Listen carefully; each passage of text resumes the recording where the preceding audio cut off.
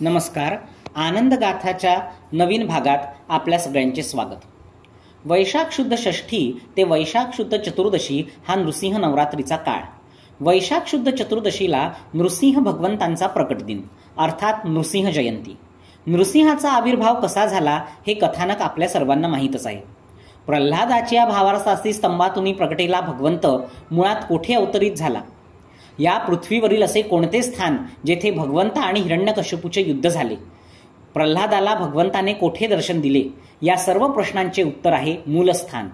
आणि या भागात आपण जाणून घेणार आहोत मूलस्थानच्या नरहरीविषयी.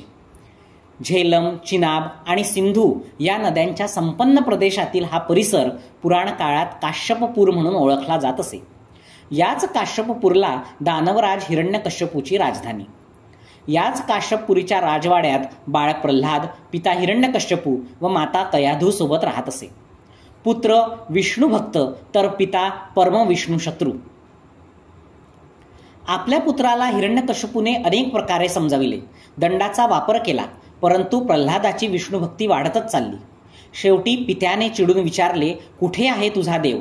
आहे का या स्तंभामध्ये? या सर्व चराचरामध्ये व्यापून असलेला देव स्तंभात सुद्धा आहे असे म्हणताच हिरण्यकश्यपूने स्तंभावर जोरात प्रहार केला आणि त्याच क्षणी स्तंभातून भगवंत नरसिंह रूपात प्रकट झाले. नरसिंहाने उग्र असे रूप धारण केले व भगवान नरसिंह व हिरण्यकश्यपूचे भयंकर युद्ध झाले. अशा उग्र स्वरूपाने दैत्याचा नाश करणारे भगवान नरसिंह प्रगटले ते या मूलस्थानी. उग्र रूपाला शांत करणे आवश्यक होते, परंतु भगवंतासमोर जाण्याची कोणाची हिंमत होईना.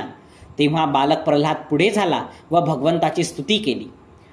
बालभक्ताच्या या प्रेमळ आर्जवाने नरसिंहाने सौम्य रूप धारण केले व प्रल्हादाला जवळ घेऊन अनेक आशीर्वाद दिले. या युद्धात भगवंताच्या अंगाला सुद्धा अनेक जखमा झाल्या. या परिसरातील माती औषधी गुणांची असल्याने देवाने आपल्या शरीरावर मातीचा लेप लावला.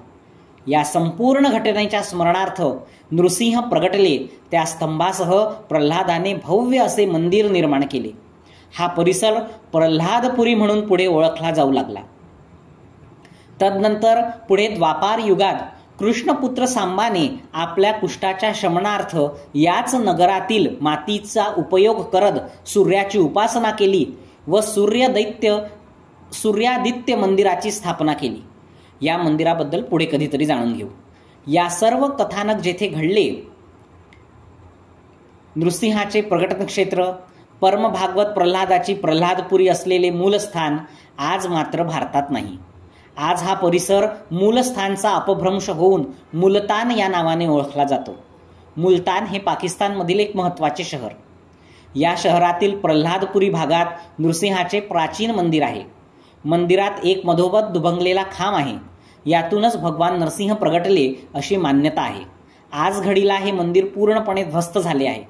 मंदिरात प्रवेशबंदी सुद्धा आहे, परंतु मूलस्थान व प्रल्हादपुरी ही नावे या भागाच्या जाज्वल्य इतिहासाची साक्ष देत आजवर उभे आहेत.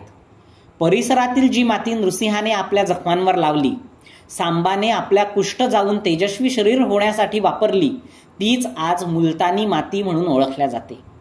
असे हे परदेशात असलेले नृसिंहाचे मूलस्थान अर्थात मूलस्थान आपले श्रद्धास्थान.